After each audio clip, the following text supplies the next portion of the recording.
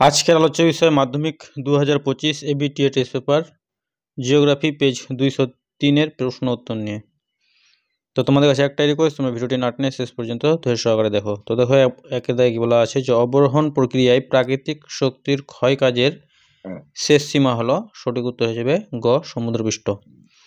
দুটি শিব বালিয়ারির মধ্যবর্তী করিডোরকে সঠিক উত্তর হয়ে যাবে গাসি বলে।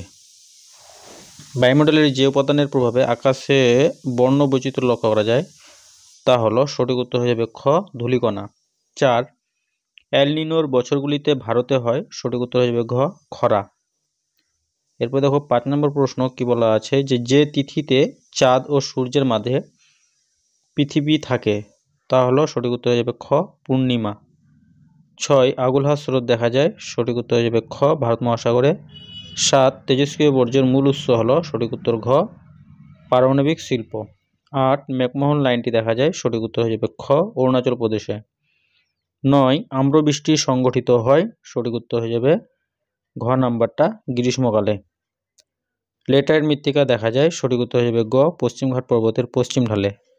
11 রেটুন প্রথা প্রয়োগ করা হয়, সঠিক উত্তর হয়ে যাবে ইক্ষু চাষে। 12 উত্তর ভারতের ম্যানচেস্টার বলা হয়, সঠিক উত্তর হয়ে যাবে ক কানপুরকে।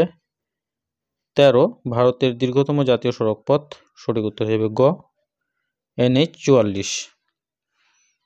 14 নম্বর প্রশ্ন টোপোগ্রাফিক্যাল মানচিত্রে সমোন্নতি রেখা অঙ্কন করা হয় যে রঙে দিয়ে তা হলো, সঠিক উত্তর হয়ে যাবে ক বাদামি। এরপর শুদ্ধ অশুদ্ধ। প্রথমটা কি বলা আছে যে নদীবাহিত প্রস্তরখণ্ডের সঙ্গে নদীর তলদেশের ঘর্ষণের ফলে যে ক্ষয় হয় তাকে অবঘর্ষ ক্ষয় বলে, তো এটা শুদ্ধ। বালুকাময় মরুভূমিকে সাহারাই রেক বলে, এটা অশুদ্ধ। পর্বতের প্রতিবার ঢালে শরৎকালে বৃষ্টিপাত হয়, তো এটা হবে কি শুদ্ধ।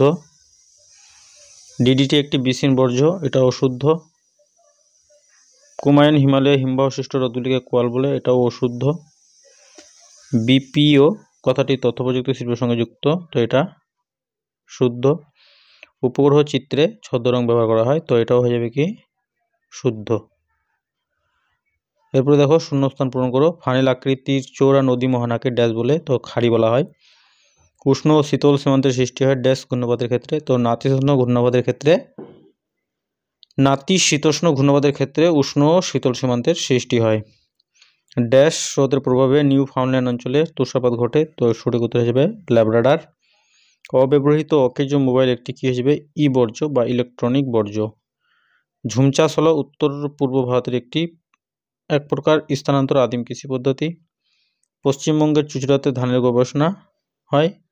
স্পট নামক দূরসংবেদন উপগ্রহটি ফ্রান্স দেশের প্রেরিত উপগ্রহ। তারপর এক কথায় উত্তর, নদী বাঁকের কোন দিকে ক্ষয় বেশি ঘটে, তো অবতল অংশে ক্ষয় বেশি ঘটে। কোন জেট বায়ু ভারতে মৌসুমী বায়ুর আগমনে সহায়তা করে, তো তোমরা লিখবে ক্রান্তীয় পূবালি জেট বায়ু।